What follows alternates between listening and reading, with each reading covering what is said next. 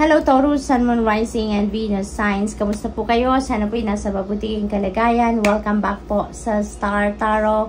Kung bago kayo rito, welcome din po kayo. Thank you sa inyong support. I truly appreciate them. God bless you all po.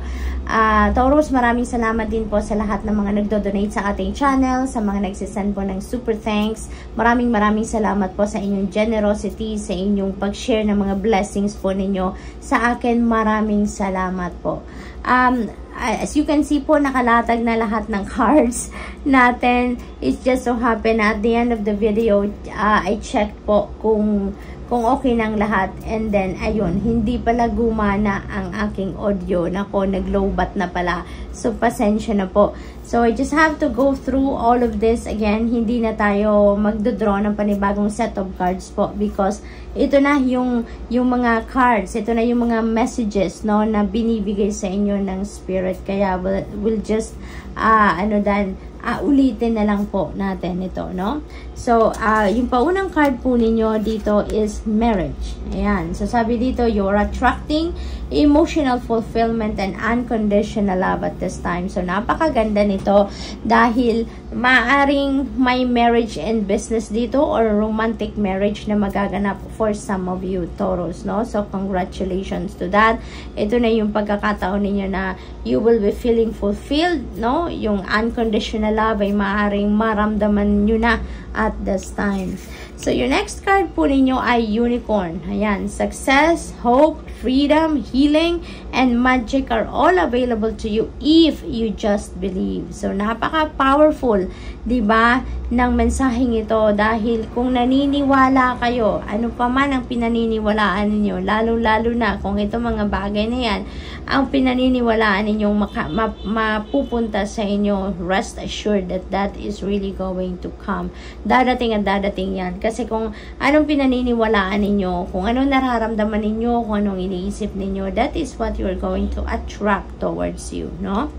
So, sa the moon energy naman, pay attention to your intuition at this time and move ahead confidently. Divinely guided kayo, Taurus. Ano man ang plano ninyong gawin ngayon sa buhay, ano man yung mga endeavor na nakaset na ninyong gawin, you know, you are divinely guided. So, ang napakahalagang mensahe dito sa inyo, na pakinggan po ninyo ang inyong mga intuitive messages because you are being guided by the divine through your intuition. Okay?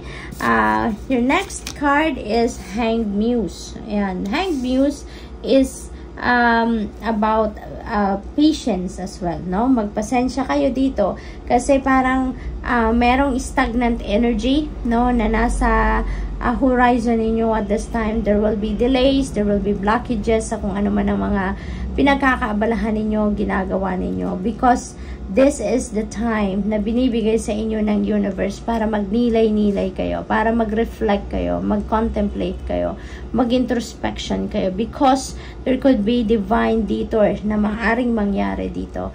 Sa pagninilay-nilay ninyo yan, there will be new ideas, new perspective, or mga bagong plano na mag-a-arise dito. May mga maiisip kayo ng mga bagong plano dito na maaaring yun ang kailangan na ninyong pagtuunan ng pansin sa ngayon. Yun ang kailangan na ninyong i-push through sa ngayon. Okay? Temperance energy is about patience as well, no? So, patience is a virtue talaga. And may kasabihan, di ba, Taurus, na good things come to those who wait, no? Kaya, maaring ito din yung kailangan ninyong i-project sa ngayon. Magpasensya talaga kayo dahil siguro may mga hinihintay kayo na gusto na ninyong mangyari sa buhay ninyo. May mga hinihintay kayo na mga bagay or ina-expect na mga bagay na gusto ninyong mangyari. Pero, siguro hindi pa nangyayari. It's because, di ba, hindi naman lahat ng gugustuhin natin or ginugusto natin mangyari ay nangyayari according to our timeline, di ba? Kaya maaring ganun ang ganap dito for some of you, Taurus. Kaya you're being asked here to be patient. Okay? Kasi kung yan ay para sa'yo, mangyayari at mangyayari yan, no? Pero in divine timing. Alright? So, what else? We have Emperor energy. Dito sa Emperor energy naman, order will be back in your life. Okay? yung sistema babalik na din. Makakapag-focus na din kayo. You will be back in your throne, kumbaga. Ang iba sa inyo dito also maybe is going to focus on stability pagdating sa inyong money, career, finances, family, and relationships, no? With the marriage energy, so most likely, ang iba sa inyo, pagpapamilya, pag-aasawa, yung pagpo-focusan ninyo at this time. There could be promotion dito into a leadership role for some of you, Taurus, so congratulations. Maaari din na this signifies that some of you are already on the position of authority, no? Nandoon na kayo sa pwestong yon. Ten of Emotions, napakaganda because this is happy family, this is domestic bliss, harmonious relationship with each other sa loob ng pamilya. So, masaya, no? Masaya ang pamilya. Kasi meron ditong pagkakaintindihan, pagkakaunawaan. Kung ano man yung pangangailangan ng bawat isa or kung ano man yung gusto, yung wants ng bawat isa ay maaaring na ipoprovide nyo na din sa kanila, Taurus. Kaya masaya ang bawat isa. Contented, satisfied, may fulfillment na nararamdaman. Kaya this is really a very happy situation, ano? Ten of Emotions also nanggagaling na to sa Nine of Emotions, which is a wish fulfillment energy. Kaya most likely meron na kayong wish na para sa pamilya siguro ninyo na nag-come to fruition na, or this is a wish of the whole family na maaring nangyayari na. Kaya masayang-masaya ang bawat isa. The Star energy is your next card. Napakaganda rin ito because there is new hope, new beginning, there is new optimism din dito. Napaka-positive ng energy na to. At meron din ditong bagong buhay, bagong pag-asa na parang ino-offer sa inyo, inihahain para sa inyo ng universe. So, this is really a very optimistic energy.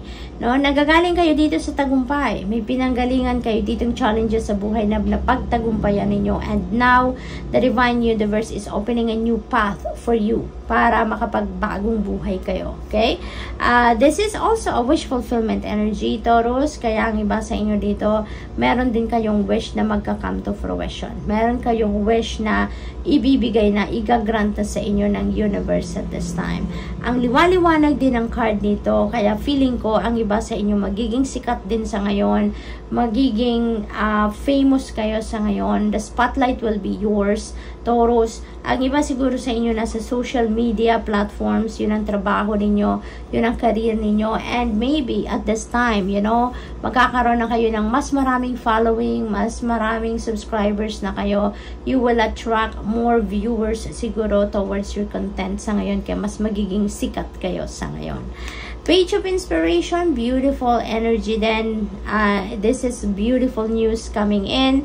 May mga wonderful news na parating sa inyo dito na about possibilities and opportunities na magbibigay ng pagkakataon sa inyo para ma-express ninyo kung ano naman yung inyong passion, kung ano naman yung inyong creativity, kung ano yung gusto ninyong ginagawa, what you really love to do. So maybe this is the opportunity, no, na parating sa inyo para magawa ninyo kung ano talaga yung love ninyong gawin. So good luck, and that's all I have for you for the week. Thank you for watching. Love and light. Namaste.